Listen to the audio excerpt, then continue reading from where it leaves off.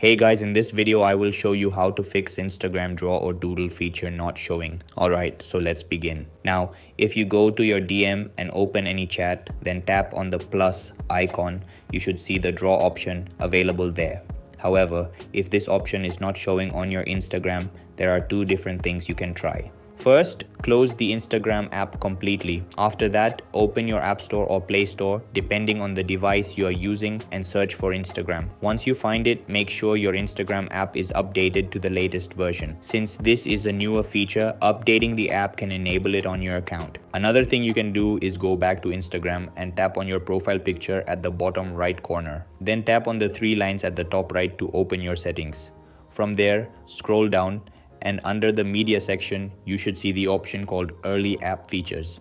Tap on it and make sure the toggle is turned on. What this option does is give you early access to features that Instagram hasn't fully released yet. Once you enable it, go back to your DM, open a chat and tap the plus icon again. You should now see the draw option available in your Instagram, and that's it. So that's basically how you can fix Instagram draw or doodle feature not showing. So that's all for this video.